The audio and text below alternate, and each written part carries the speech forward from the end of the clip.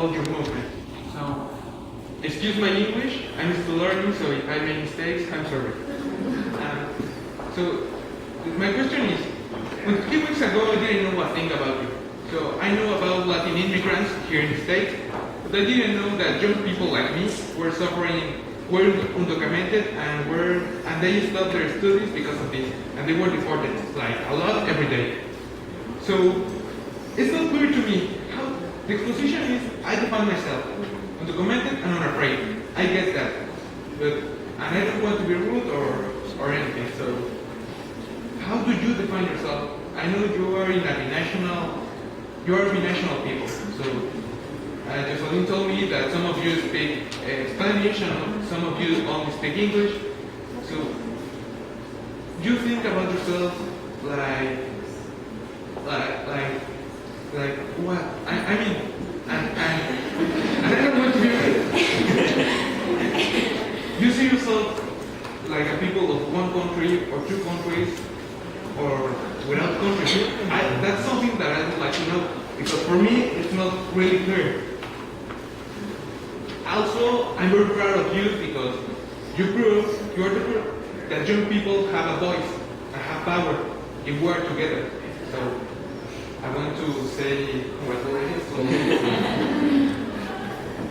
Yeah, that your question kind of reminds me of I think it must have been my sophomore year of high school.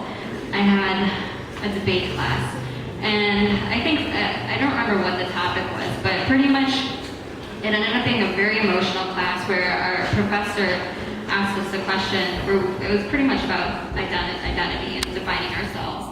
And I remember struggling with that idea so much one night where I got up, and it was super late at night, and I went to my parents' bedroom and just started crying because I was like, I don't know who I am. I don't know if I don't feel completely American. I don't feel Guatemalan either.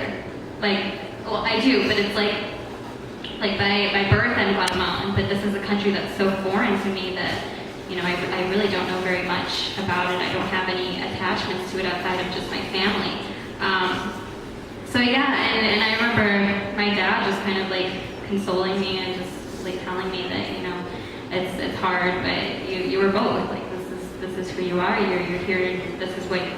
This country is what you know, but there's also this part of you that does exist. And so I think, being undocumented, it's a process. Like you go through all different sorts of phases in trying to figure out, trying to, I guess, assimilate to this country, but then also recognizing that there's this part of you that does exist, but like deciding whether you want to access that or not. And I think that was my issue in high school, is that I tried to push away my Guatemalan side for a while because it was something that I was kind of brought up to be quiet about and, you know, try to just be more American.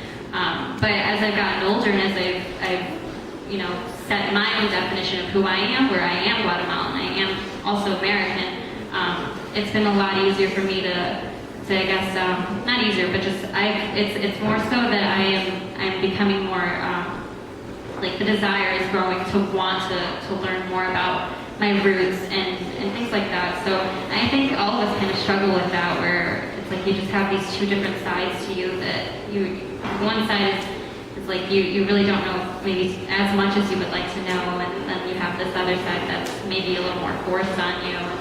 So yeah, it's a process. It's hard, but yeah.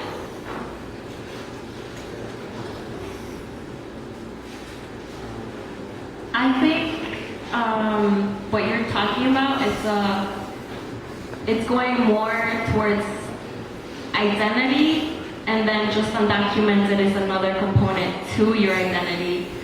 Because I know some of my friends are not undocumented, and they still went through what you went through, where it's like because of their color or because they were born here, but because you have to talk about race and discrimination, and so because of that, even though they're not undocumented, they still feel it, right? Like that discrimination because you're Latino or like a different, I don't know. But with me, I've always considered myself Mexican because I was born there and I came here when I was 11. So I grew up there and that's all I knew. But now I've been here for half of my life. I'm 22 and if I were to go back, I knew that it would be so much different. And so I know that Jose Luis already talked about how we are speaking English, right? Because that's how we feel comfortable because we've been here for so long. So that I think that's one of the ways that we also define ourselves in a way. And there's overlapping identities, which I think already Jorge